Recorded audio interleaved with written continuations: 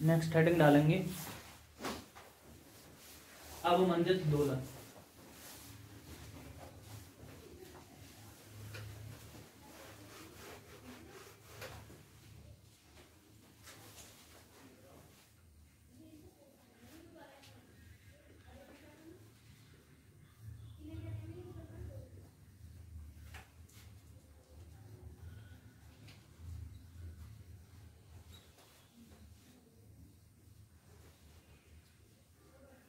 डैम्प towing क्या हो जाएंगे? ऐसे वाइब्रेशन जिन पर क्या काम कर रहा हो, एक बाह्य बल कार्य कर रहा हो, मतलब उसके कंपनों का क्या कर रहा हो, एक बाह्य बल उनका विरोध कर रहा हो। जैसे मेरे पास में क्या हो सकते हैं बाह्य बल, जैसे एयर रेजिस्टेंस हो सकता है, विस्कोसिटी हो सकती है, फ्रिक्शन हो सकता है। तो मेरे पास में क्या है, जो पार्टिकल है अपनी नेचुरल फ्रिक्वेंसी की जगह क्या करेगा, वो बाह्य बल की फ्रिक्वेंसी से क्या करने लगेगा, ऑसिलेशन करने लगेगा। मतलब कहने का मीन्स, यदि मेरे पास में टैब ले लूं और ये मेरे पास में कोई पार्टिकल है वो से स्टार्ट होता है, तो वो क्या करेगा, उसका एम्पलीट्यूड क्या हो जाएगा, बस डिक्रीज हो जाएगा। पहले क्या करेगा, अपनी नेचुरल फ्रिक्वेंसी से ऑसिलेशन करेगा, उसके बाद में क्या होगा, धीरे धीरे धीरे धीरे उसके क्या होंगे, एम्पलीट्यूड क्या हो जाएगा, कम हो जाएगा। तो इस प्रकार के ऑसिलेशन को हम क्या बोल रहे हैं, डैम्प्ड ऑसिलेशंस। ठीक है ना। देखो, जब मुक्त दोलन करते पिंड पर, मुक्त दोलन करते पिंड पर कोई क्षयकारी बल, कोई क्षयकारी बल जैसे घर्षण,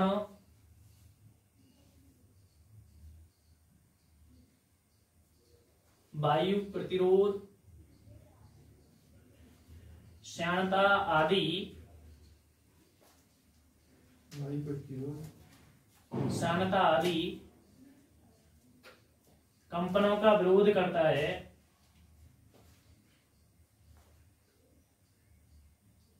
तो पिंड की यांत्रिक ऊर्जा, तो पिंड की यांत्रिक ऊर्जा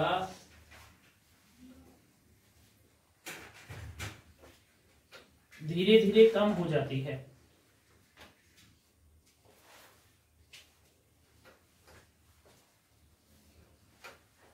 और पिंड लगातार घटते आयाम से, और पिंड लगातार घटते आयाम से दोलन करता है। घटते आयाम से दोलन करने लगता है,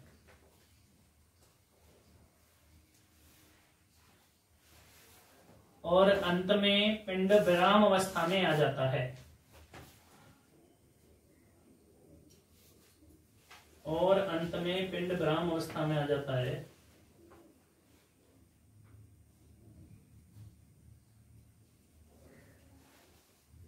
जैसा कि चित्र में दिखाया गया है। लेकिन when A dissipative force, when A dissipative force such as friction, air resistance, viscosity, act on a body, act on the body, then the force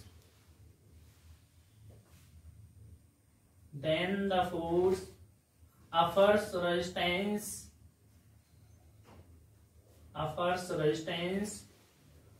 to the vibration. Stop. Due to this resistance,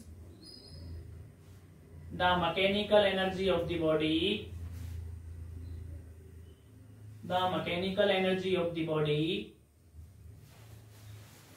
decrease gradually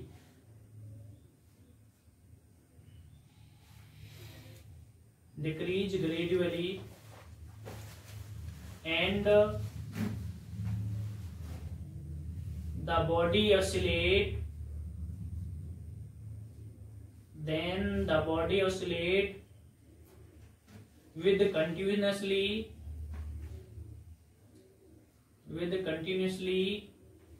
decrease amplitude,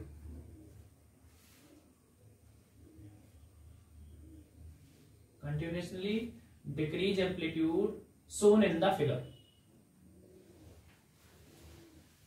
next heading डालेंगे equation of damping harmonic oscillator.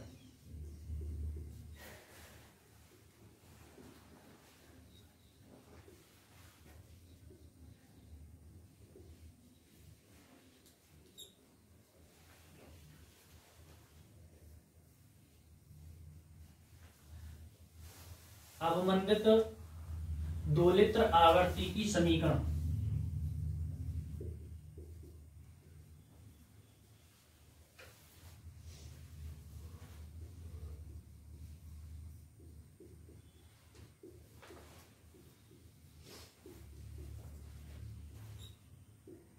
लिखेंगे माना small m द्रव्यमान का कोई कण, माना small m द्रव्यमान का कोई कण घर्षण बल के अधीन दोलन कर रहा है।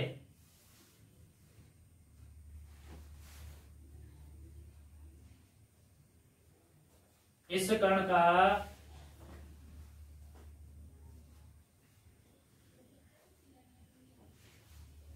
साम्य अवस्था से विस्थापन स्मॉल x है, तब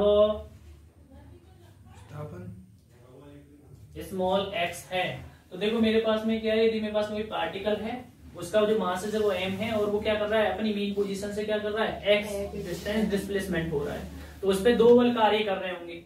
एक तो क्या है कि आपने मीन पोजीशन से आप उसको डिस्प्लेसमेंट किया है, तो उसके क्या होगा, मेरे पास में रीस्टोरिंग फोर्स क्या कर रहा होगा, अपोजिट डायरेक्शन में वर्क कर रहा होगा। और एक क्या है, डिस्पिएटिव फोर्स जो क्षयकारी बल है वो अपना काम कर रहा होगा, उसके ऑसिलेशन का क्या कर रहा होगा, अपोज कर रहा होगा।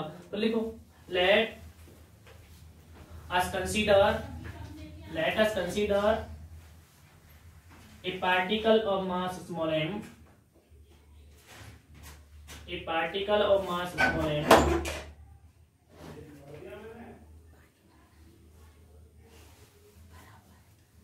small m oscillate under the restoring or frictional force, restoring and frictional force,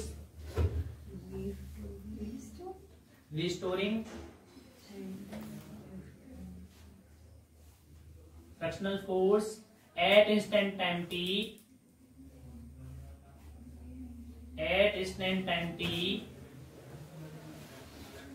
small x is the displacement, then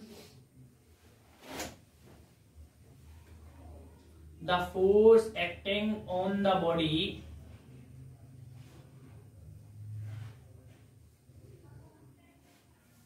क्या हो जाएगा, number first the restoring force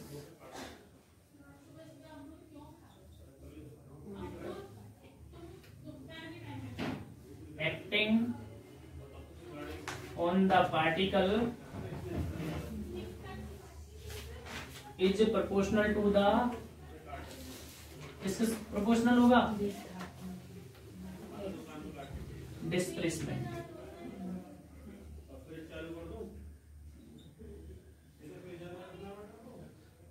which directed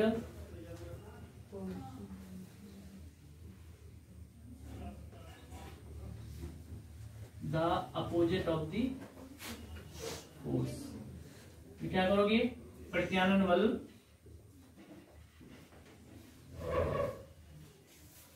कार्य की समानुपाती होता है। जिसकी दिशा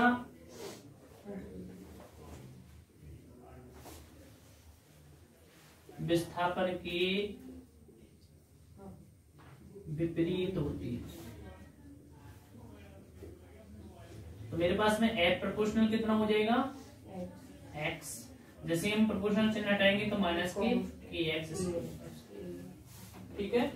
नंबर सेकंड, दूसरा क्या काम कर रहा है इस पे, फ्रैक्शनल फोर्स, या मैं कहूं क्या मेरे पास में डैम्पिंग फोर्स भी तो बोल सकता हूं मेरे पास में। लिखेंगे एक फ्रैक्शनल फोर्स, ऐसे लिख दीजिएगा, a fractional force acting on the particle is proportional to the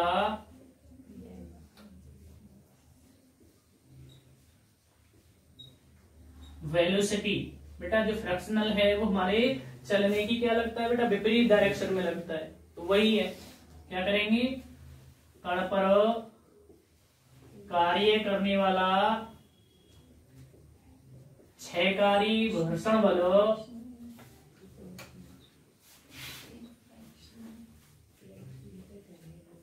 वेग के समानुपाती होता है, वेग के समानुपाती होता है। इसका मतलब क्या हो गया, F जो प्रोपोर्शनल होगा वो किसके हो गया, V के हो गया। F जो होगा प्रोपोर्शनल कितना हो गया, dx ओवर dt के हो गया। और जैसे हम प्रोपोर्शनल चिन्ह हटाएंगे तो मेरे पास में क्या आ जाएगा, एक साइन आ जाएगा कांस्टेंट, और कांस्टेंट क्या मान ले अपनी तरफ से, v मान लेते हैं। ठीक है, इस तरफ कर दूं, बना लिया होगा ना। इधर टाइम दिखाना है आपको, इधर क्या हो गया मेरे पास में डिस्प्लेसमेंट y डायरेक्शन में, इसकी ऑसिलेशन। ठीक है, तो मेरे पास में क्या बचेगा, तो F इज इक्वल टू कितना हो जाएगा, माइनस की b into dx over dt, क्योंकि ये भी क्या है, उसकी मोशन का क्या कर रहा है, अपोजिट कर रहा है, अपोजिट डायरेक्शन में काम करेगा फ्रिक्शन फोर्स भी। 21 नंबर कितने हो गए मेरे पास में, second. Now the total force acting on the particle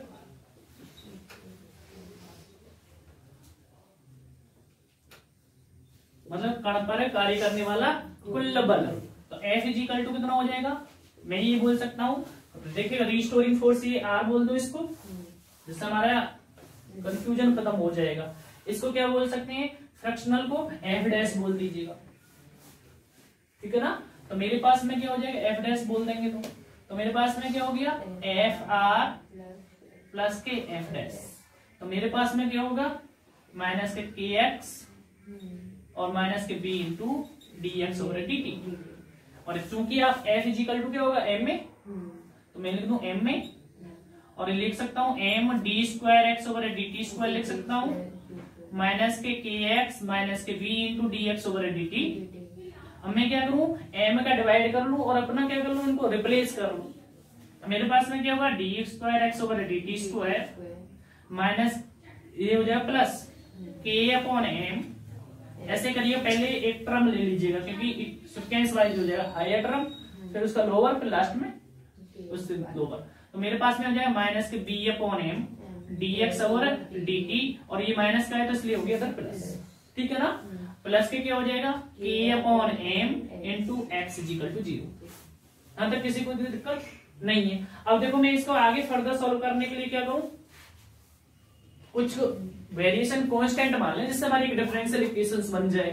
तो मेरे पास में क्या है, लेट मैंने क्या मान लिया, v upon M is equal to कितना मान लिया मैंने, 2k के बराबर मान लिया। ठीक है ना, और आपको पता है ये किसके बराबर होता है, ओमेगा स्क्वायर के बराबर। ओमेगा स्क्वायर बराबर क्या होता है, k अपॉन एम के बराबर होगा। तो मेरे पास में इक्वेशन कितनी हो जाएगी, अब इक्वेशन मान लेते हैं हम थर्ड। नाउ इक्वेशन थर्ड क्या मिलेगा, D square X over D T square plus 2k D X over D T plus K क्या हो जाएगा, omega square X equal to कितना हो गया, 0 के बराबर। ठीक है ना, अब मेरे पास में क्या है, यदि आपको कंफ्यूजन लग रहा है ना कि आप यहाँ भी के ले रहे हैं यहाँ भी के ले रहे हैं, तो आप आर भी ले सकते हैं, ऐसा नहीं है। कोई कांस्टेंट अपनी तरफ से आर भी ले सकते हैं, ठीक है ना, क्योंकि मैं ये चाह रहा हूं कि आगे में के लूंगा तो क्या होगा, सब जगह एक जैसे नोटेशंस होने चाहिए, रटना नहीं पड़ेगा, क्योंकि यदि आपको ये समझ में आ गया तो अगला अपने आप आ जाएगा समझ में। तो मेरे पास में क्या हो जाएगा, ये इक्वेशन किसकी होगी, this equation of damping harmonic oscillator, या कह दो this equation represent of damping harmonic oscillator.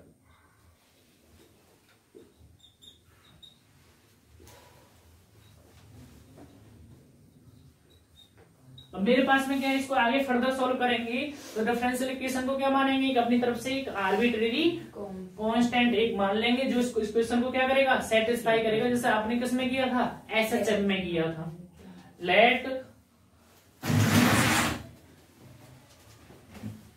Let us consider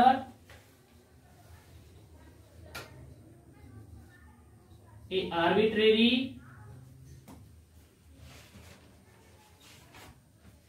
constant, वो कितना हो गया, क्योंकि मेरे पास इक्वेशन किसकी है, x में है, तो x इक्वल टू कितना हो गया, a e की पावर अल्फा टी, ठीक है, विच सेटिस्फाई इक्वेशन मान ले लेंगे विच सेटिस्फाई द इक्वेशन ऑफ 4, जो क्या है समीकरण 4 को संतुष्ट करता है। तब मेरे पास में क्या हो गया, डिफरेंशिएटिंग कर दूं, differentiating with respect to T, तो मेरे पास में क्या हुआ, dx over dt a alpha e की पावर अल्फा टी। अब मेरे पास है D square X over dt square a alpha square e की पावर क्या हो जाएगा मेरे पास, अल्फा टी। और ये मान कहां रखने हैं, क्वेश्चन नंबर 4 में रखने में, putting these value in equation 4, क्या मिलेगा इक्वेशन नंबर 4 में रखने पर, मेरे पास में आ जाएगा a अल्फा स्क्वायर e की power alpha t plus 2k a alpha e की power alpha t plus omega square a की पावर क्या हो जाएगा, अल्फा टी, यही होगा ना, इक्वल टू 0। अब मेरे पास में देखो क्या ले लें, ए अल्फा ले लें, ई की पावर क्या ले लें, ए ई की पावर अल्फा टी कॉमन ले लें, तो मेरे पास में अंदर बचेगा अल्फा स्क्वायर प्लस के क्या बचेगा, 2k alpha plus omega square. अब वही कंडीशन है, ए अल्फा ई की पावर अल्फा टी को तो हम 0 नहीं कर सकते, क्योंकि मेरे पास में क्योंकि इसमें वेरिएशन होगा, ठीक है ना, एक्सपोनेंशियल ग्राफ आता है इसका, तो ए ई की power alpha T not equal to 0, then तब क्या होगा मेरे पास में alpha square plus 2k alpha plus omega square is equal to क्या हो गया, 0 के बराबर हो गया। अब मैं क्या कर सकता हूँ, इसको सुविधाचार्य फॉर्मूले से इसके फैक्टर कर सकता हूँ, और वो क्या होगा, minus K B plus minus under root B square minus 4ac upon 2a। करो यहाँ पे पहले,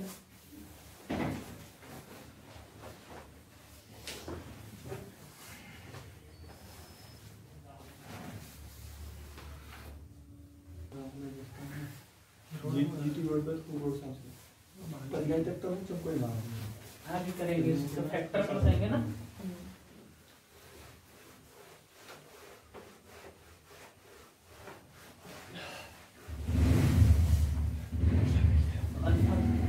धनाचार्य फॉर्मूला लगाएंगे, मेरे पास में अल्फा के टर्म में क्वेश्चन है तो अल्फा की वैल्यू देगा, वो कितना होंगे, अल्फा माइनस के बी की वैल्यू कितनी है, 2k plus minus under root B की value 4k square minus K 4ac 4a की वैल्यू 1 और c की वैल्यू है मेरे पास में ओमेगा स्क्वायर अपॉन 2a, तो 2a की वैल्यू कितना 2 ही रहेगी, 2 into 1, तो मेरे पास में क्या होगा, अल्फा इज इक्वल टू कितना हो जाएगा, माइनस के 2k प्लस माइनस, देखो इधर से भी मैं क्या करूँ, 2 कॉमन ले लूं भाई, 4 है 4 कॉमन लेंगे, अंडर रूट से बाहर आ जाएगा तो 2 आ जाएगा, तो 2 अंडर रूट क्या बचेगा, k square minus omega square upon 2। अब 2 से सारा डिवाइड कर देंगे तो क्या बचेगा, minus K k plus minus under root k square minus omega square. तो रूट कितने मिले मेरे पास में, 2 रूट्स मिले, कि मेरे पास में क्या होगा, this equation have two roots, और टू रूट्स कितने होंगे, अल्फा 1 इज इक्वल टू कितना हो गया, minus K plus minus under root K square minus omega square, और अल्फा 2 जो मिलेगा मेरे पास में क्या होगा, माइनस के sorry minus under root K square minus omega square के बराबर। ठीक है, आगे मेरे पास में क्या होगा, this equation has general solution, मतलब इस समीकरण का व्यापक हल निम्न है, इस समीकरण का व्यापक हल निम्न होगा। दिस इक्वेशन हैज, व्यापक का मतलब क्या होता है, जनरल सॉल्यूशन। तो मेरे पास में क्या हो गया, x इज इक्वल टू कितना हो जाएगा, a e की power alpha 1 t plus a1 ले लिया है तो मैंने, प्लस के क्या होगा a2 e की पावर क्या होगा अल्फा 2 t। अब मेरे पास में क्या है, a1 a2 बता सकते हैं क्या, मेरे पास में आर्बिट्रेरी कांस्टेंट है, where a1 a2 is the arbitrary constant, मतलब क्या सर, मतलब अपनी स्वेच्छा नियतांक है। आगे फर्दर सॉल्व करने के लिए जब डिफरेंशियल इक्वेशंस पढ़ेंगे तो वहां सब कुछ हर जगह लेंगे, कोई a1 a2 ले सकता है, a b भी ले सकते हैं, c1 c2 भी ले सकते, जो चॉइस हो। आर्बिट्रेरी का मतलब है कि आपकी स्वेच्छा है, कुछ भी ले लीजिए, लेकिन कांस्टेंट ले लेंगे साथ में। तो मेरे पास में क्या हो जाएगा, a1 e की पावर अल्फा की वैल्यू कितनी आएगी, minus K plus under root, थोड़ा नीचे लिखना पड़ेगा क्योंकि नेक्स्ट पे भी आएगा ही यहाँ तक थोड़ा सा। तो a1 e की पावर माइनस के क्या है, minus K plus under root K square minus omega square into T plus a2 e की पावर क्या हो जाए, minus K under root K square minus omega square into T. देखो ये सॉल्यूशन आया इसका जनरल सॉल्यूशन। अब यहाँ पे हम क्या लगाएंगे, स्पेशल कंडीशन लगाएंगे, मतलब हैविंग डैम्पिंग कब होगी, क्रिटिकल डैम्पिंग कब होगा। हैविंग डैम्पिंग के लिए क्या हो जाए मेरे पास में, जब के ग्रेटर देन किससे हो जाए मेरे पास में, ओमेगा से। दूसरा आ जाएगा के जो इक्वल हो जाए किसके, ओमेगा के। तीसरा आ जाएगा के लेस देन किसके हो जाए मेरे पास में, ओमेगा के। ठीक है, तो इसकी कंडीशन लगाएंगे, इधर देखो, और उसको पहली कंडीशन को बोलते हैं हैवी डैम्पिंग। हैवी डैम्पिंग का मतलब क्या है कि जो पार्टिकल है वो ऑसिलेट करेगा ही।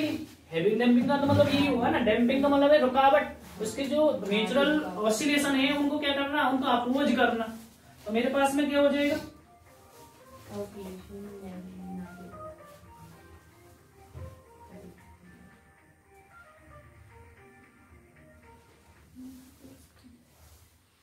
हेलो जी सर, कोचिंग नहीं हूँ, हाँ ठीक है।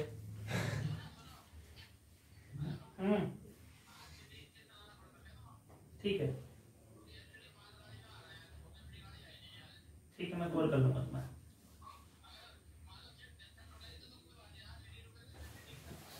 ओके,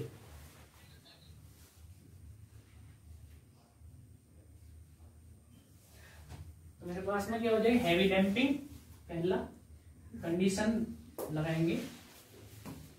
जब मेरे पास में क्या हो जाएगा, व्हेन जब क्या हो जाए के ग्रेटर देन किससे हो जाए मेरे पास में, ओमेगा से, या के स्क्वायर ओमेगा स्क्वायर बराबर हो जाए, तो देन क्या होगा मेरे पास में, के स्क्वायर ग्रेटर देन होगा किससे मेरे पास में, के स्क्वायर ओमेगा स्क्वायर से। और इसी को बोलते हैं हम क्या, हैविंग डैम्पिंग। कंडीशन लिख सकते हैं, यहाँ पे लिख दीजिए हैविंग डैम्पिंग। अब मेरे पास में कर देखो, इस इक्वेशंस में जब k ग्रेटर देन होगा तो मेरे पास में k under root K square minus omega square has the real value, भाई पॉजिटिव वैल्यू आएगी। और ये पॉजिटिव ये क्या है, आप बता रहे हैं k जो ग्रेटर देन है, तो लास्ट में क्या आएगा मेरे पास में, नेगेटिव वैल्यू आएगी। और जब नेगेटिव में आएगा, कोई भी टर्म नेगेटिव आएगा तो एक्सपेंशन क्या होगा, डिक्रीज टाइप में होगा। वैसे आपने मैथमेटिक्स में पढ़ा होगा, e की पावर x का जो प्लॉट होगा वो कितना होता है, ग्राफ e की पावर माइनस x का, देखिएगा यदि मेरे पास में टाइम के रेस्पेक्ट में कोई भी चीजें देखूं, डिस्प्लेसमेंट देखूं, तो आप पता है टाइम के साथ में क्या करता है, वेरी करता है, मतलब ऐसे एक्सपेंसिव आ गया, समझ गए ना। तो जो मेरे पास में क्या होगा, डिक्रीमेंट होगा। तो मैं लिख सकता हूं के स्क्वायर देन के स्क्वायर माइनस के omega square has the real value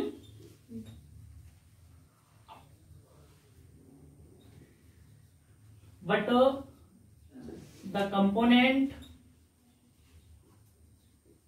of, क्या हो जाए कंपोनेंट कौन से मेरे पास में, minus K plus under root K square minus omega square and minus K under root K square minus omega square both are negative.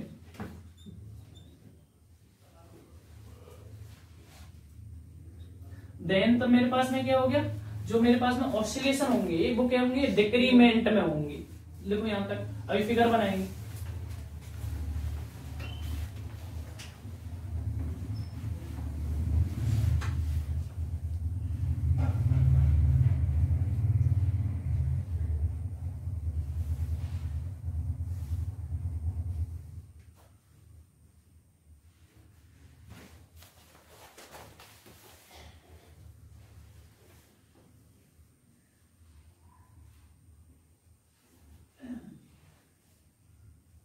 Heavy damping का मतलब है भारी अवमंदन।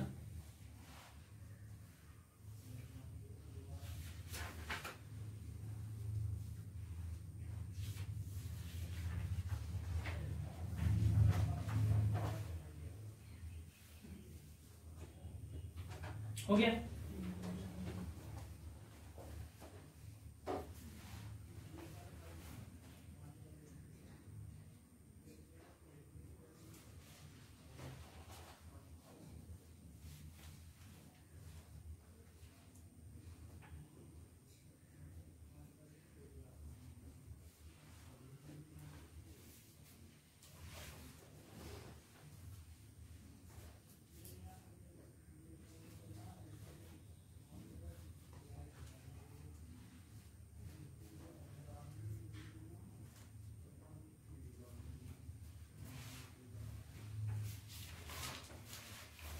देखो अतः स्पष्ट होता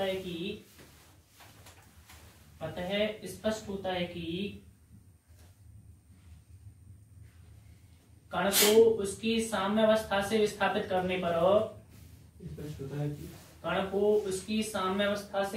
करने पर,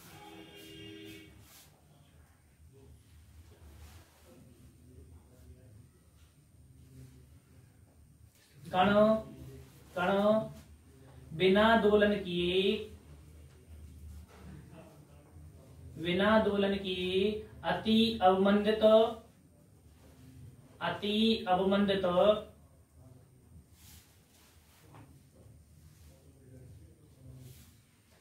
वह अनावर्ती दोलन करेगा।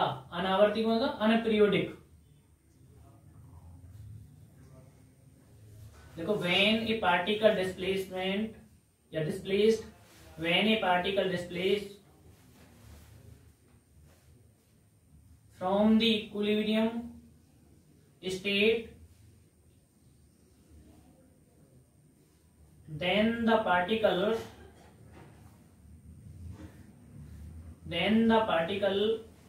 returns to its equilibrium position. Then the particle returns to its equilibrium position quite slowly without performing any oscillations.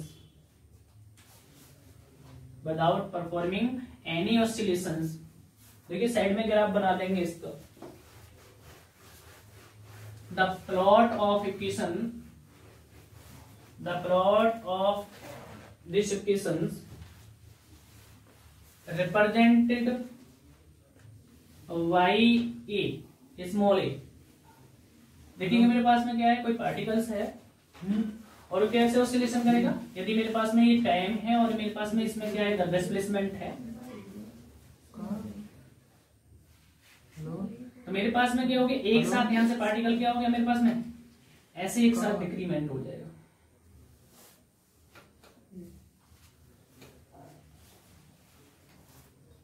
ये मेरे पास में ये हो गया ए ग्राफ हो गया आपका, ए ग्राफ से दिखाया गया। अब सेकंड केस लेंगे, सेकंड केस में क्या आएगा, क्रिटिकल डैम्पिंग।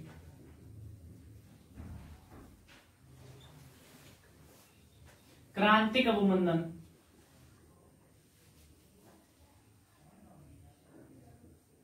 देखिए क्रांतिक अवमंदन में क्या हो गया मेरे पास में, यदि के स्क्वायर किसके बराबर हो जाए, ओमेगा स्क्वायर, देन तब मेरे पास में क्या हो जाएगा, देन तो फैक्टर होगा के स्क्वायर माइनस के ओमेगा स्क्वायर का अंडर रूट कितना होना चाहिए, 0 के बराबर होना चाहिए।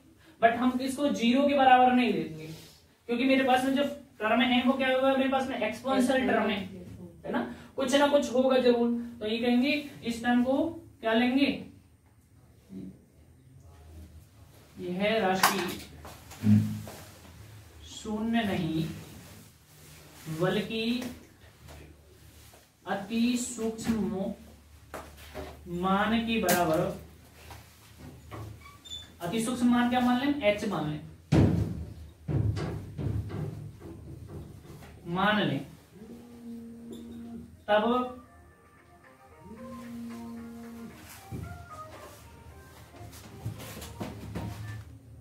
के square is equal to omega square हो जाए, और वो क्या हो जाए,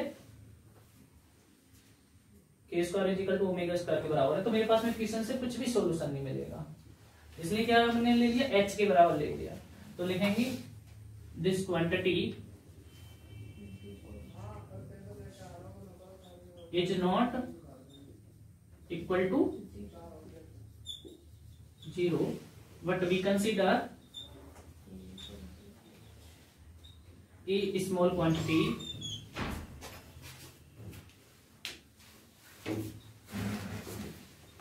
is small h। जब मैं स्मॉल h के बराबर रख दूंगा तो इक्वेशन क्या बचेगा मेरे पास में, ये इक्वेशन कुछ भी नाम दे दूं, ये तो जनरल इक्वेशन कितना आया, इक्वेशन कितनी बन गई हमारी,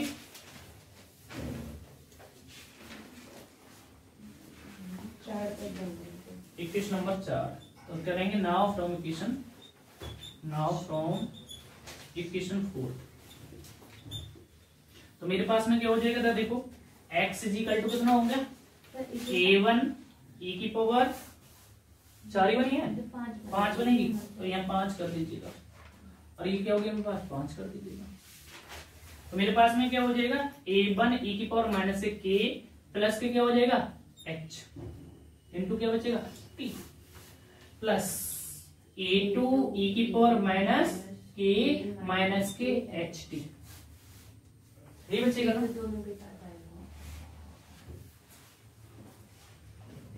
अब मेरे पास में क्या हो गया, इधर से मैं क्या करूं, ये उतार लिया, ये सबका हो गया ना यहां तक, इधर देखो। अब मैं क्या करूं, इसको फैक्टर में ब्रेक कर दूं, x इज इक्वल टू मैं ये लिख सकता हूं a e की पावर क्या लिख सकता हूं मैं, माइनस के, और मेरे पास में e की पावर h t लिख सकता हूं, प्लस a1 a2 क्या लिख सकता हूं मैं, e की पावर माइनस के क्या हो जाएगा kt, और इधर क्या आएगा e की पावर माइनस के h। अब मेरे पास में इधर देखो a e की पावर kt कॉमन ले लूं मैं, तो अंदर क्या बचेगा a1 e की power ht plus a2 e की पावर क्या बचेगा मेरे पास में माइनस h, ठीक है ना। अब मेरे पास में आपको एक्सपेंशन पता है, e की पावर x का फॉर्मूला कितना होता है, 1 plus x upon factorial 1 plus x square upon factorial 2 plus dot dot dot. तो मेरे पास में क्या हो जाएगा, ये हो गया e की पावर माइनस के kt, a1 क्या हो जाएगा 1 प्लस x की वैल्यू क्या आएगी मेरे पास ht, ठीक है ना, प्लस डॉट डॉट डॉट, क्योंकि हम दो टर्म तक एक्सपेंड कर रहे हैं, प्लस a2 1 माइनस के क्या हो गया ht plus dot dot dot. चिन्ह नहीं लगा दीजिए मजला। अब मेरे पास में क्या हो गया e की पावर माइनस के टी। अब देखिएगा a1 प्लस a2 बचेगा भाई, एक में तो क्या आएगा a1 प्लस a2 यदि ऐड कर रहा हूं तो a1 प्लस a2। दूसरे में क्या आएगा ht कॉमन ले लूं तो a1 minus a2 plus dot dot dot. अब देखो आगे हम इसको फर्दर सॉल्व नहीं कर सकते तो हम ऐसे लेट कंसीडर मान लें, ये भी क्या है मेरे पास में एक कांस्टेंट ही तो है, आर्बिट्रेरी कांस्टेंट है, तो लेट a1 प्लस a2 की क्या मान लें हम p मान लूं भाई, एक जनरल कांस्टेंट मान लिया अलग अलग ना मान करके। a1 माइनस a2 को क्या मान लूं मैं q के बराबर मान लूं, तो इक्वेशन हो जाएगी मेरे पास में e की पावर माइनस के kt और क्या हो गया मेरे पास में p प्लस के क्या होगा ht इंटू q। ये समीकरण आ गई। और मैंने बताया जो ये क्या होगा e की पावर माइनस xt का आ रहा है मेरे पास में, एक तरीके से एम्पलीट्यूड आ रहा है ना, एम्पलीट्यूड क्या होगा मेरे पास में एक्सपोनेंशियली क्या होगा डिक्रीज होगा, लेकिन इसके साथ में क्या आ रहा है कांस्टेंट फैक्टर भी आ रहा है मतलब ज्यादा, तो अब एक साथ क्या होगा जो पार्टिकल है वो एक साथ डिक्रीज होगा, मतलब अवमंदन और तेजी से होगा। कहने का मीन्स पहले ऐसे हुआ कोई भी ऑसिलेशन नहीं मिलेगा, अब क्या मिलेगा और शार्पली डिक्रीजमेंट होगा, ऐसे हो गया। ये हो गया मेरे पास में फिगर बी। जैसे हम क्या है लेस देन लेंगे तो उसमें मुझे क्या मिलेगा थर्ड वाले में कि जो पार्टिकल है उसमें ऑसिलेशन की इक्वेशन बनेगी, वो बनेगी मेरे पास में y is equal to a sin omega t के फॉर्म में बनेगी। तो मेरे पास में क्या इस कंडीशन में क्या होगा ऑसिलेशन होंगे और मेरे पास में क्या होंगे डिक्रीमेंट एम्पलीट्यूड के साथ में होंगे, वो हो जाएगा मेरे पास में फिगर सी थर्ड कंडीशन का। आप चाहें तो आप अलग अलग भी फिगर दिखा सकते हैं, आप चाहें तो एक पे दिखाएंगे तो ज्यादा अच्छा लगेगा। लिखो